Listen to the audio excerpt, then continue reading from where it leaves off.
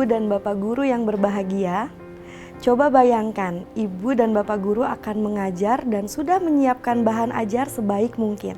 Lalu saat mengajar ada salah satu peserta didik yang bukannya memperhatikan, dia malah terkantuk-kantuk. Kira-kira apa yang akan ibu dan bapak guru lakukan? Karena tidak memperhatikan, mungkin ibu dan bapak guru ada yang menegur atau bahkan marah. Sudah susah-susah menyiapkan, ternyata malah tidak dihargai. Namun lain halnya bila peserta didik kita sudah memberi alasan. Misalnya, dia mengantuk karena semalaman membantu ibunya membuat makanan untuk dijual. Kita jadi bisa memakluminya. Saat peserta didik kita melakukan sesuatu, pasti ada alasan di balik itu. Hal yang sama berlaku juga untuk tindakan intoleransi. Rasa benci dan tindak kekerasan yang paling keji berawal dari kebencian. Bias atau tindakan kasar yang tampaknya tidak berarti. Nah, untuk memudahkan pemahaman, mari kita lihat dalam bentuk piramida kebencian sebagai berikut. Tingkat pertama bagian bawah, bias.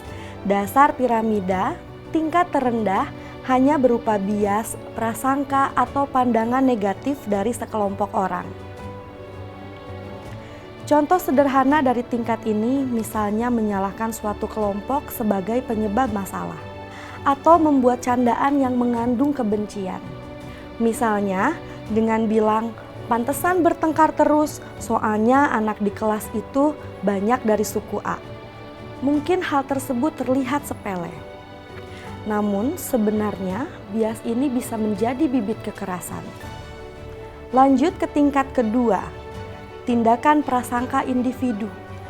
Misalnya guru menceritakan lelucon atau pernyataan yang mengandung kebencian ke individu atau kelompok lain. Atau menghindari peserta didik dari agama tertentu atau memanggil mereka dengan nama tertentu yang bertujuan untuk menghina atau merendahkan. Tingkat ketiga, diskriminasi. Contohnya, mencegah peserta didik dari kelompok tertentu mendapatkan hak yang sama untuk mengakses fasilitas sekolah, melaksanakan ibadah, dan melakukan pembelajaran. Diskriminasi masuk ke dalam perilaku yang dilarang secara hukum.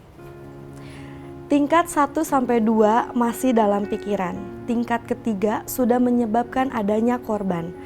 Kalau sudah tingkat 3, sangat mungkin berlanjut ke tingkat keempat yang jelas melibatkan tindakan nyata, yaitu kekerasan. Inilah yang harus kita cegah. Karena merasa menjadi yang paling benar, kita merasa bisa melakukan segala cara untuk menghancurkan yang kita anggap salah. Misalnya sekolah A dan B bermusuhan dari dulu, sehingga terjadi tawuran.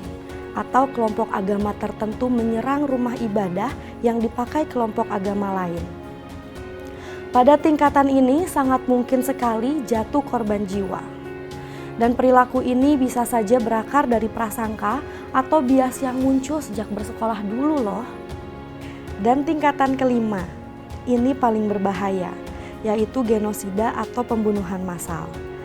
Sepanjang peradaban manusia, sudah terjadi beberapa kali genosida yang tentunya membawa kerugian bagi banyak pihak, baik dari segi material maupun non-material. Di sekolah kita mungkin masih ada saja yang memiliki prasangka. Kita bisa mulai meruntuhkan bias dan prasangka tersebut dengan cara mencari tahu dan memastikan segala berita pada sumber terpercaya. Selain itu, penting juga untuk terus saling menjaga hubungan yang baik antar sesama.